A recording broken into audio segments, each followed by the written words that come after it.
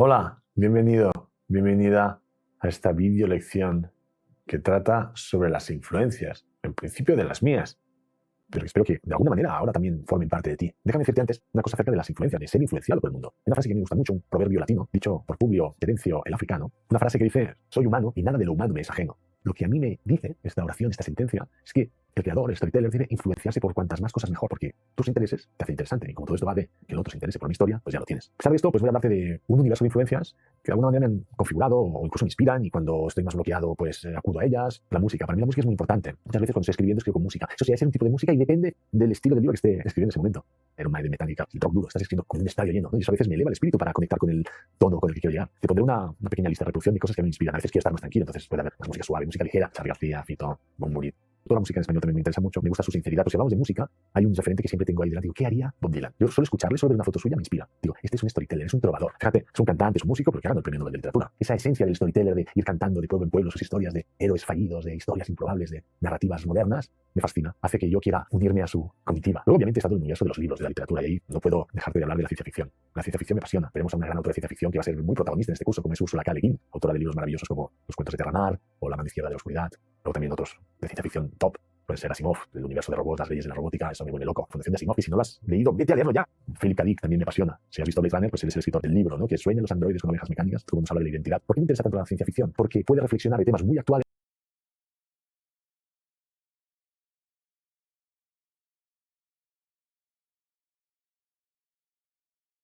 Philip K. Dick también me apasiona. Si has visto Blade Runner, pues él es el escritor del libro, ¿no? Que sueñan los androides con ovejas mecánicas, como nos habla de la identidad. ¿Por qué me interesa tanto la ciencia ficción? Porque puede reflexionar de temas muy actuales desde la libertad de unos escenarios muy inventados, de unas locuras, de unas ficciones muy ficciones, robots como nosotros, agujeros de gusano que te llevan al otro punto del universo, pero al final hablan de la humanidad, de la condición humana, pero con esa libertad de no estar atado a lo mejor a las reglas de la realidad del aquí y del ahora. Eso me encanta. Además, hago un pequeño paréntesis, dicen que las nacionalidades de donde se escribe la ciencia ficción imperante son aquellas que están dominando el presente y los que van a dominar el futuro. Por eso antes había mucha ciencia ficción estadounidense, ciencia ficción rusa, hoy ha aparecido brutalmente la ciencia ficción china, ¿verdad? Cixin Liu, El problema de los tres cuerpos, libro maravilloso, increíble, también reflexiona sobre el aquí y el ahora, sobre la condición humana. Ahora te voy a hablar de un libro que me ha influenciado mucho, sobre todo en mi carrera profesional de publicista, de contador de historias para marcas. Su título es The Eternal Pursuit of Unhappiness. Este es un libro que no es un libro de venta al público, es una edición que se hizo para los empleados de Ogilvy y que condensa muchas de las enseñanzas de David Ogilvy, fundador de Ogilvy, puede ser obvio, pero un tipo que revolucionó el mundo de la publicidad, la fundó desde la creatividad, y aquí nos explican qué tipo de principios, de valores, tiene una comunidad que se pueda llamar altamente creativa. ¿Qué debe buscar? ¿Qué tipo de emocionalidades incluso debe tener esa comunidad altamente creativa?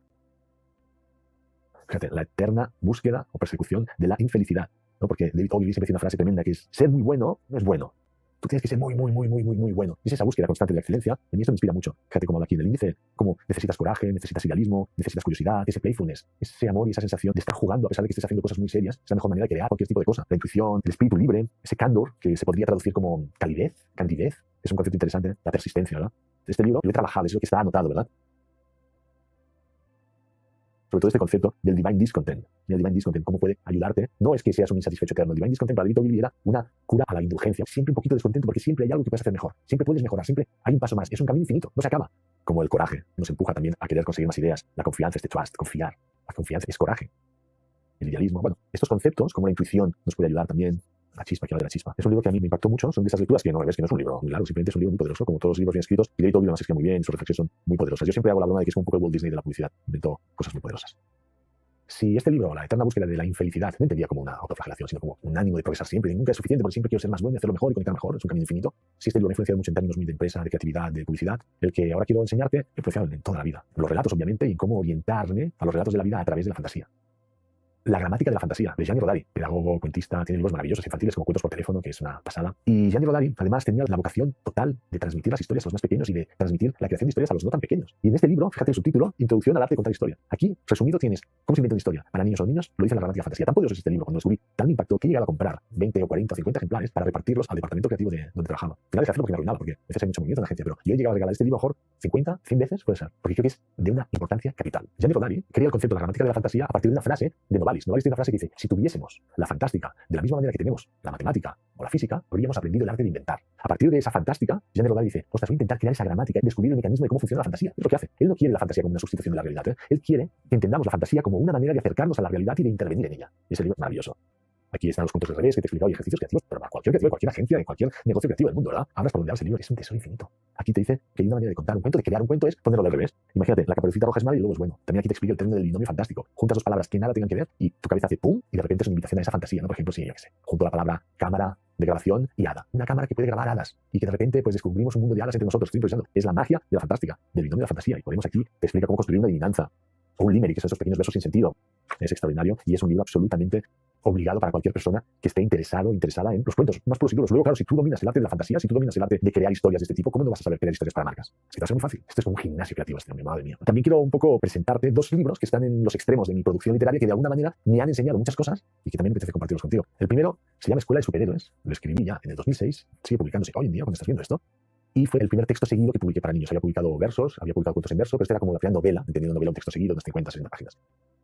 Escuela de Superhéroes, además tuve la fortuna de contar con las ilustraciones de un crack como Javier Olivares. Y en este libro siempre he pensado que hay la mejor frase que he escrito después de tantos y tantos libros, que es verdad. A ver, te enseño. Es esta de aquí. ¿Quién ha visto llorar a un hombre invisible? Punto, aquí se acabó mi carrera literaria. No es broma. Pero me gusta mucho esta frase y nada, y vas sobre un niño que nace en un planeta de superhéroes, donde todo el mundo tiene sus superpoderes y él es normal. Tan normal como tú y como yo, pero tiene algo. Entiende al otro, conecta con el otro. Hay algo de storyteller y obviamente no te voy a contar el final, si quieres lo puedes leer, no es muy largo. Si este fue el primero y aprendí a desarrollar ya una historia más completa, más entera, con su desarrollo conceptual, voy a ir a uno de los últimos libros que he escrito, que es lo contrario. Es muchos cuentos reunidos. Supuso un reto, un auténtico reto en el que tuve que recurrir a muchas de las herramientas que vamos a ver aquí. Todas las armas de storytelling se tuvieron que poner en juego. ¿Por qué? Porque se trata de dar la vuelta al año en 365 cuentos. Es decir, hay un cuento por cada día del año. Este título se debe un poco a la inspiración de Cortázar, ¿verdad? Que vamos a hablar también de él y su vuelta al día en 80 mundos. Me encanta ese libro. Pero aquí, mira, tuve el placer y el privilegio de trabajar con esta ilustradora, Purificación Hernández, que además es mi mujer. Y créeme, no siempre trabajamos juntos en los proyectos y aquí sí que coincidimos para explicar un cuento cada día. Te diré que tuve que repasarme la gramática de la fantasía que hablábamos antes pues varias veces. Y al final lo conseguí. De hecho, durante el curso leeremos este, pero ahora no te voy a enseñar, solo quiero que veas, ¿eh? Hay sonetos, hay versos, hay adivinanzas. ¿Cuándo es tu cumpleaños? Ojalá te pudiera escuchar, porque entonces te leería el cuento de tu cumpleaños. Eso les encanta a los niños. En las presentaciones que hemos hecho así para presentar el libro en escuelas y tal, les encanta. El mío es el 14 de abril, el 17, lee el mío, ¿no? Yo te voy a leer si quieres el mío. Es el 12 de julio. Y ahora no me acuerdo de qué cuento puse el 12 de julio. Son 365. Créeme, cuando vas por el 282 y ves que aún te quedan unos cuantos, dices, madre mía, esto no se acaba nunca. Uy, el 12 de julio. Hay un microcuento, me encantan los microcuentos, porque los microrelatos ahí es donde se puede condensar todo el poder del storytelling en pocas palabras, en poquísimas letras. Me regalé este para el día de mi cumpleaños. Bailar es hablar con todo el cuerpo. Bueno, interesante. Y aprendí mucho en cuanto a agilidad de cabeza. A encontrar historias cuando piensas que ya no tienes nada más para contar, que ya lo has contado todo, que tu cabeza se ha quedado seca. ¿Te acuerdas de lo que hablaba hace un rato del divine discontent, del coraje, de ese seguir? Pues este libro me demostré que podía hacer estas cosas.